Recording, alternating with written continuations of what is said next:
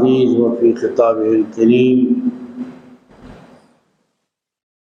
أعوذ بالله من الشيطان الرجيم.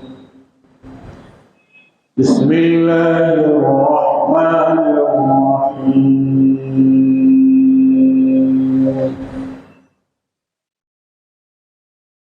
إنا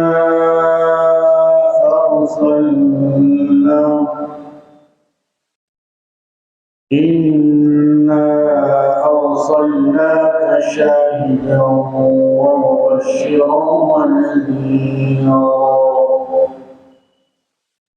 وداعيا إلى الله بإذنه وسراجا منيرا. وقال سبحانه وتعالى في عظمة رسوله ونبيه: إن الله وملائكته يصلون على النبي يا أيها الذين آمنوا صلوا عليه وسلموا تسليما. اللهم صل صلاة كاملة وسلم سلاما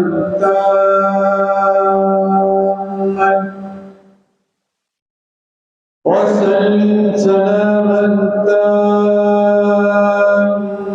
على سيدنا محمد الذي تنحل به العقد وتنفرج به الكرب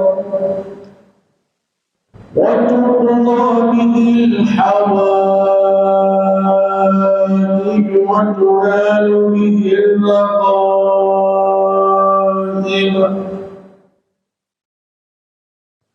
وحسن الخواتم ويستسقى الغمام بوجهه الكريم وعلى آله وصحبه في كل لمحة ونفس بعدد كل ما هو معلوم لك يا الله يا الله يا الله.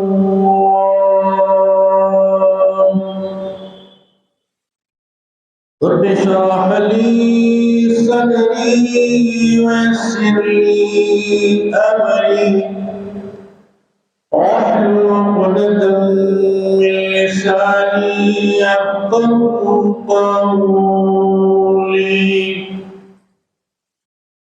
سبحانك لا علم لنا إلا ما علمتنا إنك أنت العليم الحكيم.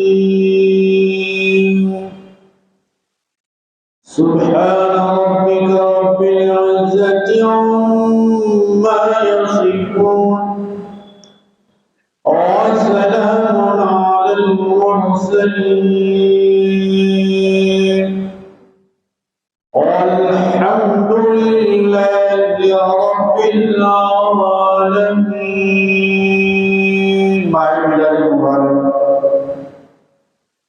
بڑی تیزی سے ہمارے درمیان سے گزر رہا ہے میلاد النبی یعنی 12 ربیع الاول کو الحمدللہ ہم نے نہا دھو کر پاک و صاف ہو کر خلوص کے ساتھ اخلاص کے ساتھ جلسوں میں شرکت کی، نعتیہ محافل کے حصہ بنی،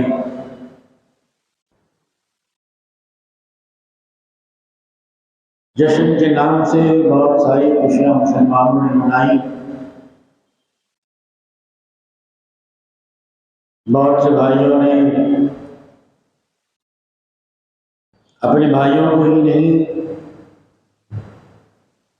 دوسرے مذاہب کے اصحاب کو اطعام طعام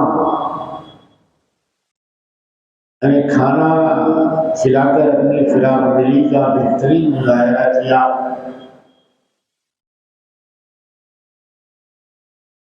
صدقہ دیا، خیرات دیا، اور جن کے پاس ہمت اور طاقت اور قوت تھی، اخوت تھی، سارے انسانوں کو خدا کا ایک کنبہ سمجھنے کا شعور تھا. انہوں نے ذات پات، طبقہ، کاسٹ،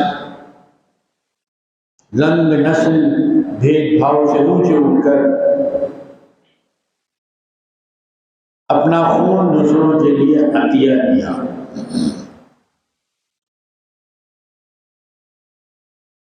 یہ سارے کام سبھی اچھے کام ہیں. ایسے کام، ایسے افعال، ایسے اعمال صرف ایک مہینے میں نہیں بلکہ ہر مہینے میں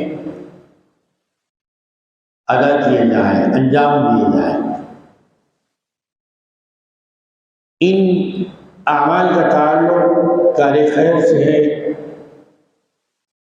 اور اللہ کا وعدہ ہے کہ کار خیر کبھی بیکار نہیں جاتا. ان اللہ لا یضيع اجر المحسنین، جو احسان کرتے ہیں، جو خیر خیرات کرتے ہیں، غربا کا خیال کرتے ہیں، فقراء کی جھولیاں بھرتے ہیں، دوست احباب کو صرف اور صرف اخلاص کے لیے کھلاتے ہیں، دعوت کرتے ہیں، نئی پوشاکیں پہنتے ہیں، تو ان کا یہ عمل اللہ تبارک و تعالیٰ کے پاس محفوظ ہے، مامون ہے، ضائع اور بیکار نہیں. کیونکہ یہ کام اللہ تبارک و تعالیٰ کو پسند ہے، پسندیدہ جو کام کیے جاتے ہیں اور اللہ کو محبوب ہوتے ہیں، یہی وہ کام ہے جن سے بندہ اللہ کا محبوب بنتا ہے. ہم کو محبوب بننے کی تاکید ہے، مردود بننے کی تاکید نہیں ہے. مغضوب علیہم وہ لوگ جن پر برے اعمال کی وجہ سے غضب نازل ہوا اللہ کا عذاب آیا، اللہ کے عذاب کو انہوں نے دعوت دی، اس لیے عذاب آیا ان پر کہ انہوں نے وہ کھایا جو اللہ تعالیٰ نہیں چاہتے تھے. اس لیے ان پر غضب نازل ہوا کہ انہوں نے وہ دیکھا جس کا دیکھنا اللہ کو ناپسند ہے. انہوں نے وہ کام کیا جو کام اللہ تعالیٰ کو ناپسند ہے. وہ ایسے مقامات پر نظر آئے جن مقامات پر ایک مومن کو نظر آنا نہیں ہے. انہوں نے اپنے ہاتھوں سے، اپنے پاؤں سے، اپنی آنکھوں سے، اپنی زبانوں سے وہ عمل کیا،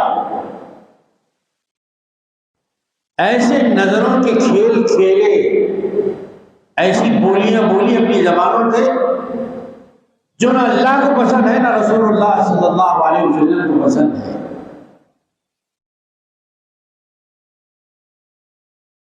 کسی انسان کو بنانے کے لیے، اس کو بہترین سانچے میں ڈھالنے کے لیے اللہ تعالیٰ نے فرمایا لَقَدْ خَلَقْنَا الْإِنسَانَ فِي أَحْسَنِ تَقْوِيمٍ.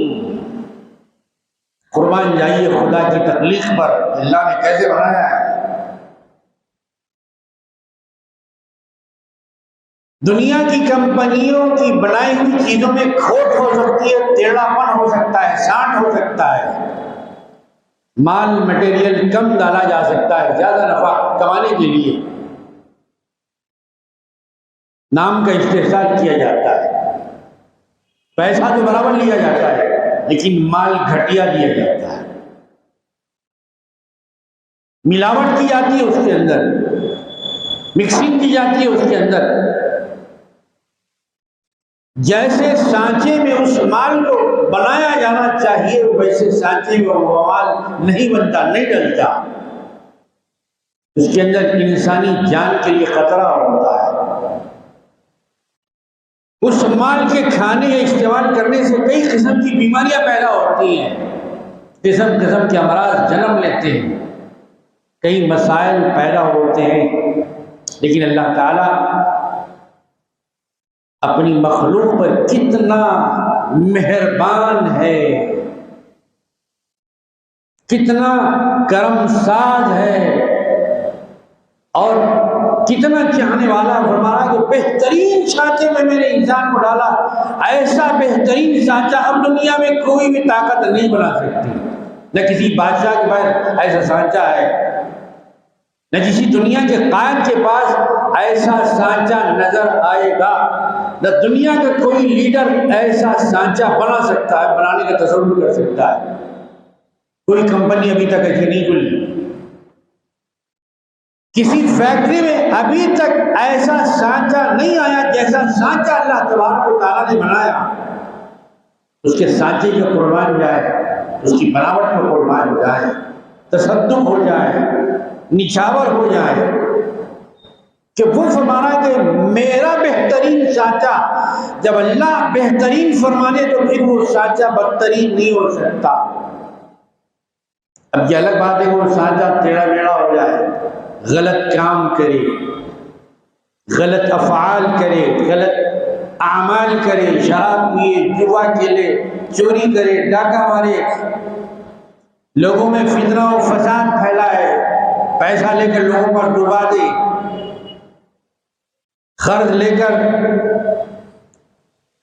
قرضدار جس نے قرضہ دیا ہے اس کو ستائے، ادا نہ کرے وقت پر، وعدہ کر کے وعدہ نہ نبھائے۔ یہ چیزیں اللہ نے جو سانچہ بنایا اس کو خراب کر دیتی، اس کے اندر عیب پیدا کر دی، اس کے اندر چھید ڈال دیتی ہے، سوراخ، تو اچھا خاصا نمونہ عیب دار ہو جاتا ہے۔ وہ نمونہ جو شاندار تھا، جاندار تھا، ایماندار تھا، اب وہ چھیددار ہو گیا ہے، عیب دار ہو گیا ہے۔ تو اللہ تبارک و تعالیٰ نے سرکار دو عالم صلی اللہ علیہ وسلم روح فدا کو 12 ربیع الاول میلاد النبی کے روز مکہ المکرمہ میں قریش قبیلے کے اندر بھیج کر، بی بی آمنہ رضی اللہ تعالیٰ کی گود میں بھیج کر، سیدنا عبداللہ رضی اللہ تعالیٰ عنہ کے آغوش میں بھیج کر دنیا والوں کو یہ بتانا چاہا کہ میں نے تم کو جو سانچہ دیا ہے اس سانچے کو مت بگاڑو، اس سانچے کو اعلیٰ حالی قائم رکھنے کے لیے میں تم کو ایک بہترین پیغمبر دے رہا ہوں جو میرا محبوب ہے، میرا حبیب ہے، میری مرضی میں چلنے والا ہے، میری آیات اس کے قلب مطہر پر نازل ہونے والی ہے، وہ اگر ہاتھ اٹھائے گا تو چاند دو ٹکڑے ہو جائے گا۔ وہ اتنا با اختیار ہے کہ آسمان کے سورج کو حکم دے گا تو وہ اپنے مقام سے پلٹ کر مقام صحبہ میں آ جائے گا۔ میں اپنے حبیب کو اتنا جامع اور اتنا مانے اور اتنا معجزات والا بنا کر بھیج رہا ہوں کہ اگر میرا حبیب، میرا وہ رسول کھارے پانی کی باولی میں اپنا لعاب دان تھوکے مبارک ڈال دے تو وہ پانی میٹھا اور شیریں ہو جائے، پینے کے قابل ہو جائے۔ وہ میرا رسول ایسا ہوگا جس کو میں ام ہانی کے گھر سے اٹھاؤں گا، بیت المقدس لے جاؤں گا اور پھر وہاں سے سارے آسمانوں کی سیر کراؤں گا۔ جبریل ان کے ساتھ ہوں گے، براق کی لگام تھامے ہوئے ہوں گے، 70,000 فرشتوں کے جلووں میں ہوں گے اور سدرۃ المنتہا پر آئیں گے، وہ مقام جہاں جبریل علیہ السلام کی انتہا ہے، اسی لیے اسے منتہا کہتے ہیں۔ اس مقام سے آگے کوئی فرشتہ جا نہیں سکتا، یہاں تک کہ جبریل علیہ السلام جو فرشتوں کے سردار ہیں، آقا ہیں، وہ بھی جا نہیں سکتے۔ سرکار دو عالم علیہ السلام ارشاد فرما رہے کہ بھائی جبریل جو میں آنی کے گھر سے مسجد اقصیٰ سے میرے ساتھ،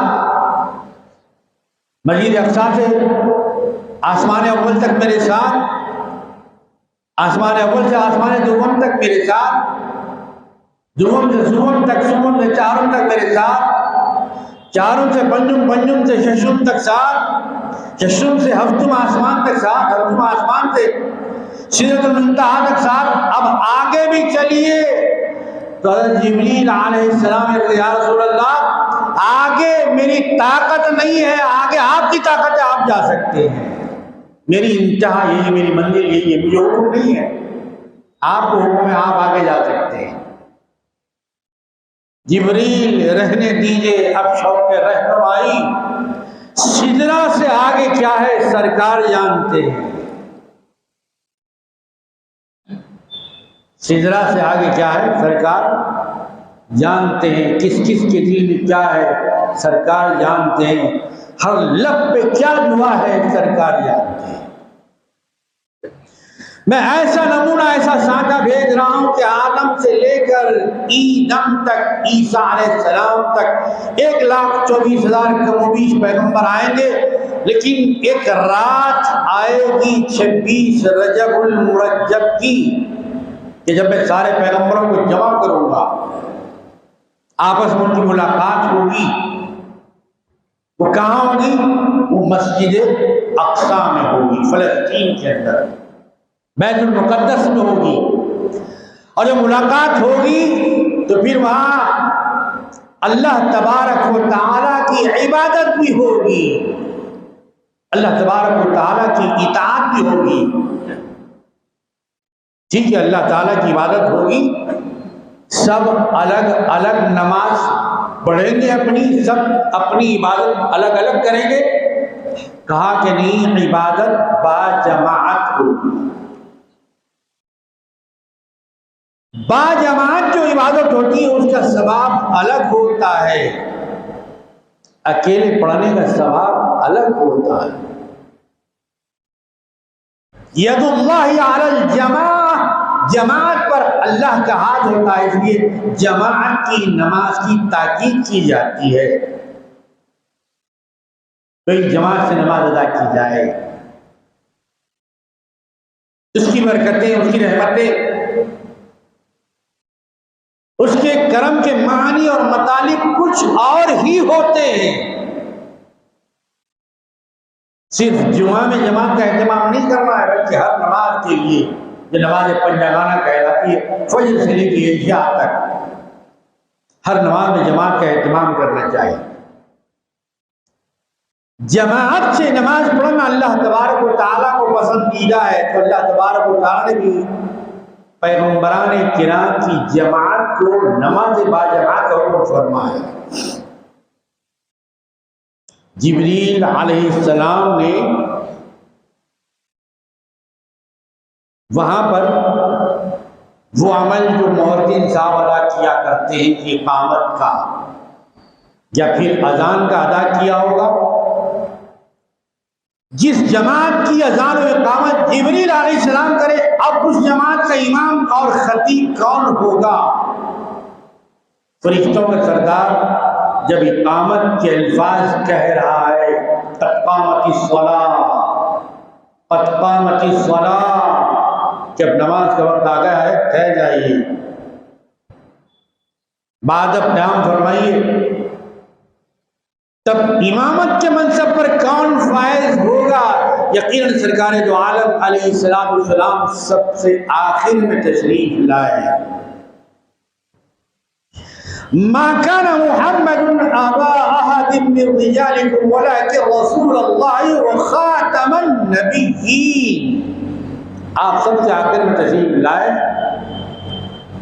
لیکن آپ کی شان هو الاول هو الآخر. دنیا کے کسی مقرر کی تقریر نہیں ہے، کسی مبین کا بیان نہیں ہے، کسی خطیب کی خطابت نہیں ہے، کسی مصنف کی کتاب کے الفاظ نہیں ہے. خود سرور کائنات فخر موجودات صلی اللہ علیہ وسلم ارشاد فرماتے ہیں اول ما خلق اللہ نور، اس کائنات کی سب سے پہلی چیز، سب سے پہلی تخلیق وہ میرا نور ہے جو اللہ نے بنایا. تو حضور پاک علیہ السلام اپنی حقیقت کے اعتبار سے اول بھی ہے اور پھر اپنی نبوت کے اعتبار سے آپ آخر بھی ہیں. اسی لیے ڈاکٹر اقبال نے کہا نگاہ عشق و مستی میں وہی اول وہی آخر، وہی قرآن وہی فرقان وہی یاسی وہی طٰہٰ.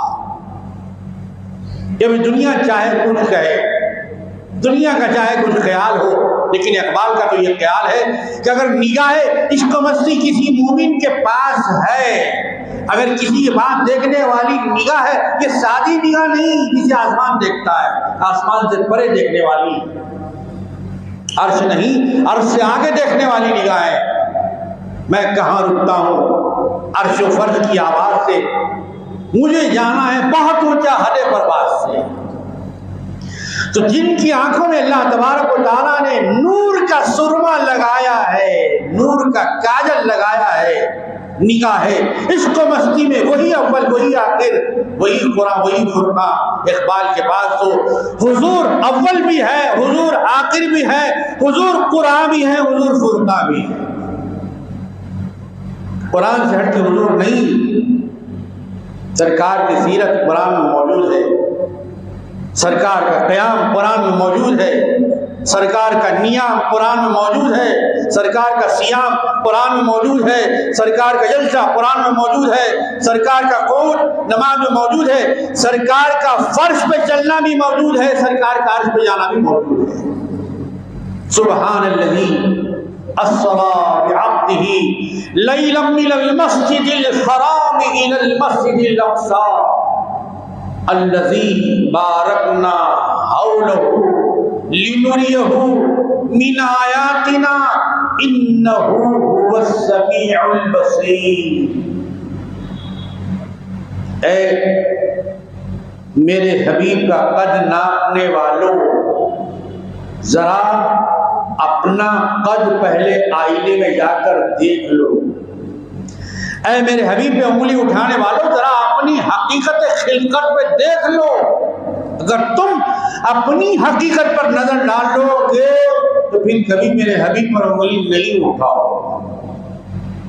میرا حبیب کتنا عظیم ہے، اتنا عظیم ہے کہ وَرَفَعْنَا لَكَ ذِكْرَكَ، کہ حبیب کے ذکر کو دنیا کا کوئی بادشاہ، کوئی سلطان، کوئی تاجدار، کوئی لیڈر نہیں بلکہ کائنات کا بادشاہ بلند کر رہا ہے. ہم نے بلند کیا، ہم نے اونچا کیا. واہ کیا جود و کرم ہے شہ بخا تیرا، نہیں سنتا ہی نہیں مانگنے والا تیرا. اور فرش والے تیری شوکت کا علو کیا جانے، خسروا عرش کو ہوتا ہے بریرا تیرا. سرکار دو عالم علیہ السلام کی مدح و ثنا کے پرچم، جھنڈے، پھریرے یہ زمینوں پر پہاڑوں پر لہراتے ہیں. نہیں بھائی، یہ جھنڈے جو اللہ تعالیٰ آسمانوں میں لہرا رہا ہے، ہم تو اپنی حیثیت سے لہراتے ہیں، لیکن کیا ان جھنڈوں کی تعظیم بھی ہم نے کیا جو 12 ربیع الاول پھینک دیے نہ جانے ہم نے معلوم نہیں. جھنڈا بنانا یقیناً کمال ہے، جھنڈا لہرانا کمال ہے، لیکن جھنڈے پہ جو لکھا ہوا ہے اس کا ادب احترام کرنا یہ اصل کمال ہے.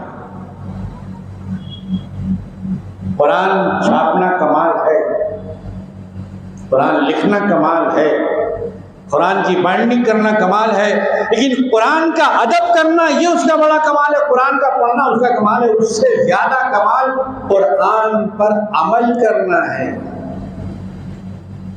مسجد تو بنا دی، شب بھر میں ایمان کی حرارت والوں نے من اپنا پرانا پاپی ہے، برسوں میں نمازی بن نہ سکا۔ قرآن تو بہترین چھاپ دیا ہم نے، A1 پیپر پہ چھاپ دیا، گلیس پیپر پہ چھاپ دیا، 8 پیپر پہ چھاپ دیا، سونے کے پانی سے لکھ دیا، لیکن کیا سونے کے پانی سے قرآن پر ہم نے عمل کیا اپنی زندگی میں؟ اصل بات تو یہ ہے سرکار دو عالم صلی اللہ علیہ وسلم نے اسی قرآن مجید پر عمل کروانے کے لیے تشریف لائے، اس کتاب کو پڑھانے کے لیے تشریف لائے، اس کتاب کی تعلیم دینے کے لیے تشریف لائے، اس کتاب کو سکھانے کے لیے تشریف لائے۔ مسلمان کا کام کتاب سیکھنا، کتنے ایسے بھائی جن کو قرآن پڑھنا آتا ہی نہیں، قرآن سے ان کا ٹچ ہی نہیں ہے۔ 5 منٹ کے لیے، مثال کے طور پہ 5 منٹ کے لیے اگر آپ کا موبائل، اتفاق سے میرا بھی موبائل چھوٹ گیا، نسیان نظر ہوا، کتنی بے چینی ہوتی ہے، ارے کہاں چلا گیا؟ کون؟ قرآن کہاں چلا گیا؟ کون؟ سورہ یاسین کہاں چلا گیا؟ کون؟ سورہ رحمان کہاں چلا گیا؟ کون؟ سورہ ملک کہاں چلا گیا؟ کون؟ سورہ نساء کہاں چلا گیا؟ کون؟ سورۃ القمر؟ نہیں صاحب، میرا موبائل کہاں چلا گیا؟ موبائل کے لیے اتنی ہماری طلب ہے، موبائل کے لیے اتنی ہماری طلب ہے، جبکہ یہ انسان کا بنایا ہوا ہے، یہ پلاسٹک کا، یہ لوہے کا موبائل اتنی کشش اپنے اندر رکھتا ہے کہ انسان 5 منٹ جدا کرنا نہیں چاہتا، اور خدا نے جو قرآن اپنی قدرت سے بنایا وہ کتنا ہمارے قریب رہنا چاہیے، وہ کتنا ہمارے دل کے قریب رہنا چاہیے، کتنا نزدیک رہنا چاہیے، کیا وہ کبھی چھوٹنا چاہیے ہم سے؟ نہیں۔ بزرگوں نے فرمایا کیا مطلب ہے قرآن کا؟ کبھی دماغ شریف پہ زور دیا، سمجھنے کی کوشش کی، کیا مطلب ہے قرآن کا؟ قرآن مطلب زندگی میں ہر آن، کسی آن، کسی لمحہ، کسی گھنٹہ اور کسی رات، کسی دن، کسی ہفتہ، کسی مہینہ، کسی سال قرآن سے دوری کا تصور مسلمان کر ہی نہیں سکتا۔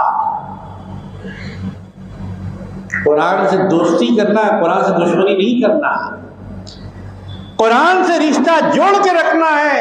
قرآن سے رشتہ اسی وقت جڑے گا جب کہ صاحب قرآن صلی اللہ علیہ وسلم سے ہمارا رشتہ جڑ جائے۔ میلاد النبی، نبی سے بھی جوڑنے آتا ہے، مہینہ قرآن سے بھی جوڑنے آتا ہے۔ هو الذي ارسل رسوله بالهدى ودين الحق، اللہ تبارک و تعالیٰ سرکار دو عالم علیہ السلام کو ارشاد فرماتے اس پروردگار نے اپنے پیغمبر کو بھیجا، حق کے ساتھ بھیجا اور ہدایت کے ساتھ بھیجا۔ اب ہدایت یہاں وہاں نہیں ہے، ہدایت ہے تو حضور کے پاس ہے، ہدایت کی کنجی ہے تو حضور پاک علیہ السلام کے پاس ہے۔ سارے صحابہ کو ہدایت ملی تو کس سے ملی؟ قرآن اٹھائیے، جب مکہ شہر کی ہسٹری آپ پڑھیں گے، مکہ شہر کے حالات پڑھیں گے، جغرافیہ آپ پڑھیں گے، تو وہاں پہ مکے میں ایک بہت بڑا گھر آپ کو ملے گا، نظر آئے گا، پڑھنے میں آئے گا، بہت بڑا گھر۔ اس سے پہلے کوئی گھر خدا کا دنیا میں نہیں بنا تھا، اس سرزمین پر تعمیر نہیں ہوا تھا۔ دنیا کے بت قدوں میں پہلا وہ گھر خدا کا، دنیا کے بت قدوں میں پہلا وہ گھر خدا کا۔ ہم پاسباں ہیں ان کے، وہ پاسباں ہمارا۔ کس نے بنایا؟ اس نے بنایا، اس پروردگار نے پہلا انسان بنایا۔ پہلا انسان کون؟ پہلا انسان بھی ہے، پہلا آدم بھی ہے، پہلا بشر بھی ہے، پہلا رسول بھی ہے، وہ حضرت آدم علی نبینا علیہ السلام۔ جی اللہ تبارک و تعالیٰ کے حکم پر حضرت آدم علیہ السلام نے مکہ جو نافع زمین ہے، نافع زمین، جیسے اس انسان کے ہیکل کے اندر، مجسمے کے اندر انسان کی باڈی کے اندر بھی اللہ نے ایک سینٹر رکھا ہے، سینٹر اس کا مرکز رکھا ہے، اور وہ انسان کا مرکز سینٹر کیا ہے؟ اس کا نام ہے ناف۔ اس کا نام کیا ہے؟ ناف۔ یہ ہر انسان کو ہوتی ہے، ہر انسان کے ساتھ اس کا وجود ہے۔ تو اسی طریقے سے اللہ تبارک و تعالیٰ نے ساری زمین کا سینٹر بنایا اس مکۃ المکرمہ کے اندر کعبے کی عمارت کو، جو مربع ہے، مربع اسکوائر ہے، جو کس نے بنایا؟ حضرت آدم علیہ السلام نے بنایا۔ بنانے کے بعد کیا کیا؟ پروردگار کے حکم سے اس کا طواف کیا، اس کا چکر لگایا، 7 چکر عبادت۔ پھر اس کے بعد پیغمبر آتے رہے، جیسے جیسے اس کے اندر کمی بیشی ہوتی رہی، حالات کے لحاظ سے اس میں تغیر ہوتا رہا، تبدیلی ہوتی رہی، پیغمبروں نے اسے اپنے دست مبارک سے بنایا۔ پھر ایک مرتبہ ایسا ہوا اس کی نشانیاں مٹنے لگی، قریب تھا کہ نشان کعبہ دنیا سے ختم ہو جائے، دنیا کو معلوم نہ ہوتا کہ یہاں کعبہ تھا، یہاں اللہ کا سب سے پہلا گھر تھا۔ ابو الانبیاء، جنہوں نے اللہ کے حکم پر اپنے وطن کو چھوڑ دیا، ہجرت کی، اپنی اہلیہ محترمہ شریک حیات کو بھی چھوڑ دیا، اپنے گود کے بچے کو بھی چھوڑ دیا۔ یہ امتحان گھر والوں کا دیا، ہوا کہ اب آگ میں کودنا ہے، ذات کا امتحان ہے، اب تک اولاد کا اور اہلیہ کا امتحان تھا، اس کا مالک وہ کام بھی کرنے کے لیے تیار۔ آگ سے لگائی گئی ایک کافر و مشرک کے ہاتھوں میں، جی، اور اس آگ کے اندر ڈال دیا گیا۔ جبریل علیہ السلام آئے، کچھ آپ کو کہنا ہے، کچھ آپ کو عرض و معروف کرنا ہے، اب آپ آگ میں گرنے والے ہیں۔ دیکھتی ہوئی آگ کا شعلہ لپک رہا ہے اور آپ کا جسم اس کی نظر ہونے والا ہے، کچھ کہنا ہے تو کہیے۔ کہا آگ بھی تیار ہوئی اسی کے حکم سے، میں منجنیق جھولے میں بھی بیٹھا اسی کے حکم سے، گر بھی رہا ہوں حکم سے۔ اے جبریل، مجھے تم سے کچھ کہنا نہیں ہے، رب جلیل سے کہنا ہے، رب جلیل جانتا ہے۔ یہ توحید کی بہت بڑی منزل تھی،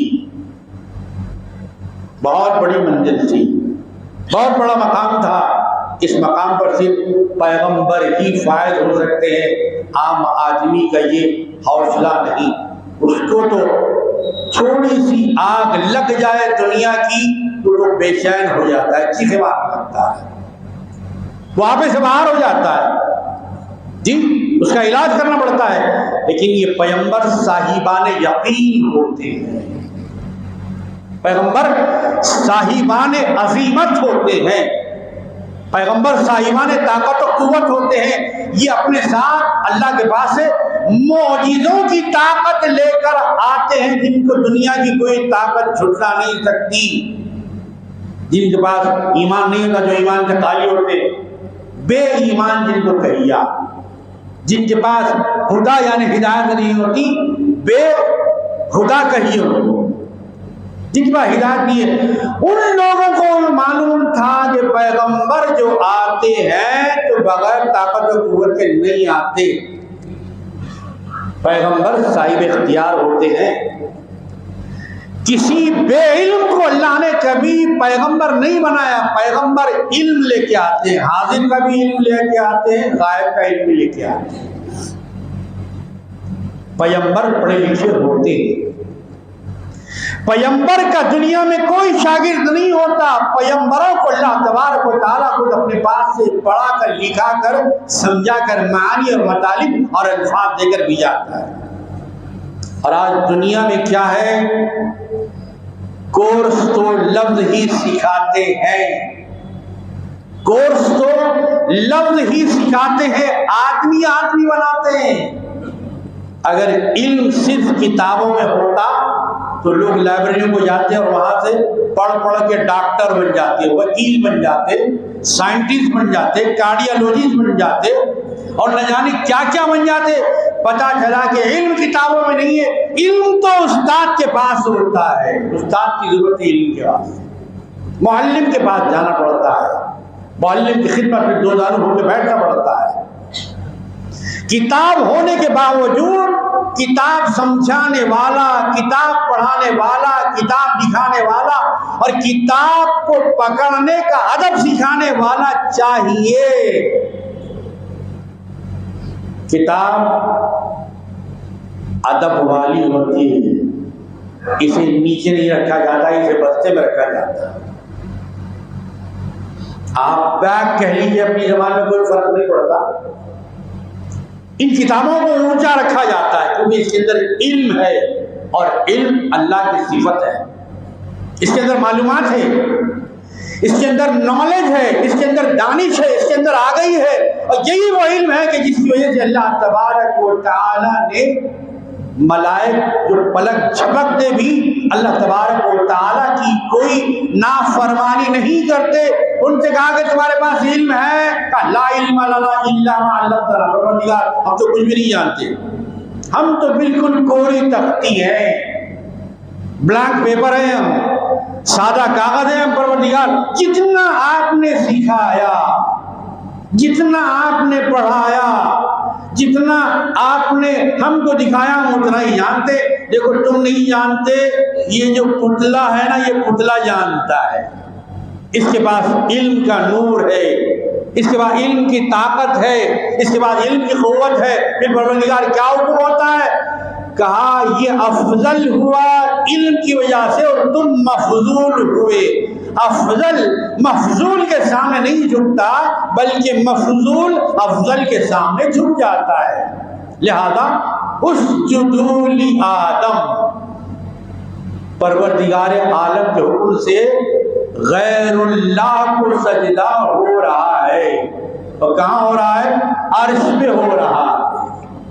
یہ مقام عظمت ہے حضرت آدم علیہ السلام۔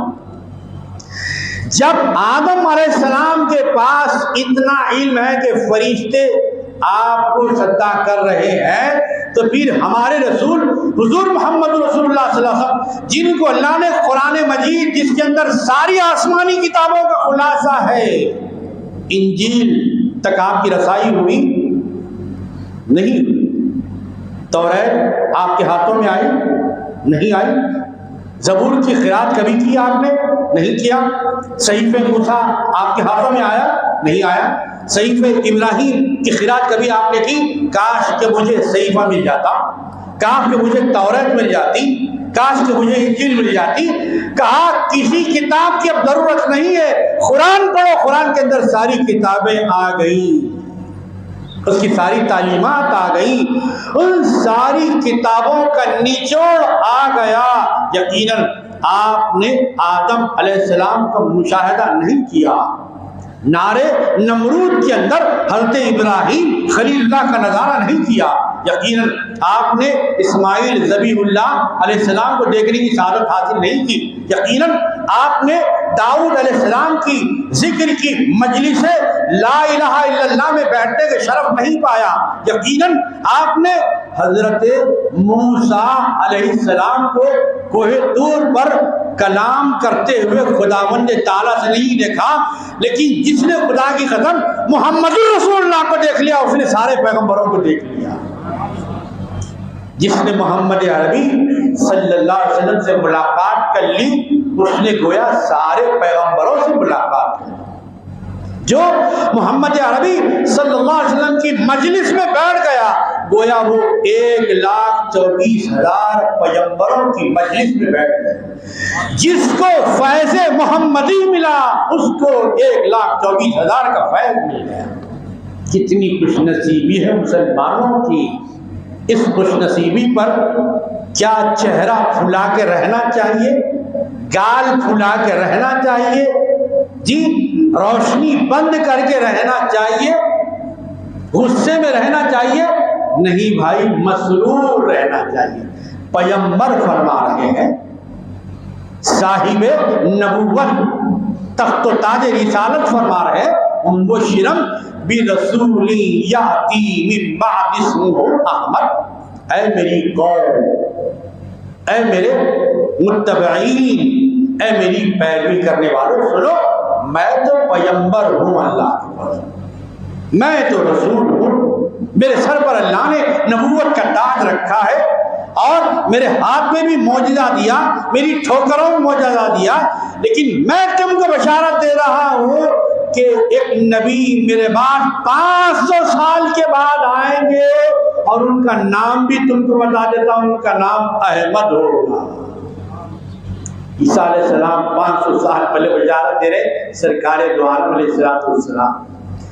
پیغمبروں نے جن کی بشارت دی ہے وہی بشارت تو میرے بھائی جلسوں میں دہرائی جاتی ہے۔ اس میں غلط کیا ہوا نہیں معلوم، اس میں شرک کیا ہوا نہیں معلوم، اس میں کفر کیا ہوا نہیں معلوم۔ یہ تو عین ایمان، یہ تو عین اسلام ہے۔ فَقُلْ جَاءَ الْحَقُّ وَزَهَقَ الْبَاطِلُ ان الباطل کان زہوقا۔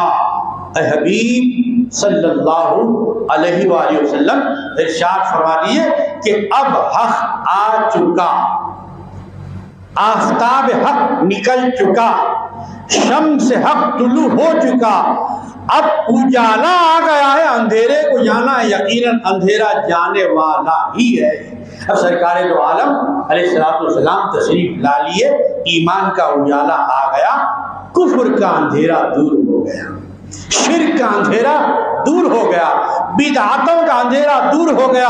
اب اگر کسی کو چلنا ہے تو نقش محمدی پر چلے، اگر کسی کو اپنی لائف بنانا ہے تو سیرت محمدی کو اپنائے، اگر کسی کو اپنا چہرہ منور بنانا ہے تو سورت النبی سے بنائے، اگر کسی کو کھانا ہے تو جیسا پیغمبر کھاتے تھے ویسا کھائے، اگر کسی کو تجارت کرنا ہے ویسی تجارت کرے جیسا پیغمبر تجارت کیا کرتے تھے، اگر کسی کو پوشاک و لباس پہننا ہے تو ایسی پوشاک پہنے جیسے پیغمبر پوشاک پہنا کرتے تھے، اگر کسی کو خدا کی عبادت کرنی ہے تو ویسی عبادت کرے جیسا کہ پیغمبر کیا کرتے تھے۔ اپنی طرف سے آپ عبادت بھی نہیں کر سکتے، پابند ہے آپ۔ کس کے پابند ہیں؟ سرکار دو عالم کے پابند ہیں۔ کیا فرمایا سرکار دو عالم نے؟ صلو کما رأیتمونی اصلی۔ لوگوں، خدا کی عبادت میں تم اپنی چاہت کو داخل نہیں کر سکتے، تم مجبور ہو، تم پابند ہو، تم آزاد ہو، ہم نہیں کر سکتے۔ پھر کیا کریں؟ کہ جیسے میں قیام کر رہا ہوں ویسے قیام کرو، جیسے میں رکعت باندھ رہا ہوں ویسے رکعت باندھو، جیسے میں ثنا پڑھ رہا ہوں ویسے ہی ثنا پڑھو، جیسے میں تعوذ و تسمیہ پڑھ رہا ہوں ویسے ہی تعوذ و تسمیہ پڑھو، جیسے میں سورۃ الفاتحہ پڑھ رہا ہوں ویسے ہی سورۃ الفاتحہ پڑھو، جیسے میں ضم سورہ پڑھ رہا ہوں ویسے ہی ضم سورہ پڑھو، جیسے میں رکوع کر رہا ہوں، میں سجدہ کر رہا ہوں، میں سلام پھیر رہا ہوں، جیسے میں نماز پڑھ رہا ہوں۔ تو ہم عبادت کیا کرتے ہیں؟ نقل حبیب خدا کرتے ہیں۔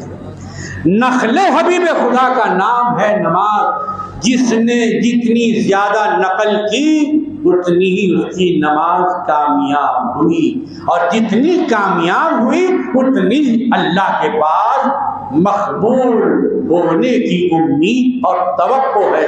اللہ ہماری نماز نماز محمدی بنا دے، ہماری نیاز نیاز محمدی بنا دے، ہماری سیرت سیرت محمدی بنا دے، ہماری صورت صورت محمدی بنا دے، ہمارا کلام کلام محمدی بنا دے، ہمارا قیام قیام محمدی بنا دے، ہمارے شادی و نکاح محمدی بنا دے، ہماری تجارت تجارت محمدی بنا دے، ہماری ریاضت محمدی بنا دے۔ پروردگار اس دنیا کے اندر زندگی ہم گزارے، زندگی کو محمدی بنا دے۔ پروردگار تیرے پاس حاضر ہو تو حاضری کا طریقہ بھی محمدی بنا دے۔ ہمارے نماز کو، ہماری نعتوں کو، ہمارے سلام کو قبول فرما. ہم کو حضور پاک علیہ الصلوۃ والسلام کا سچا بولنے والا نہیں بلکہ پکا پکا عمل کرنے والا غلام اور امتی بنا. وآخر دعوانا الحمدللہ رب العالمین.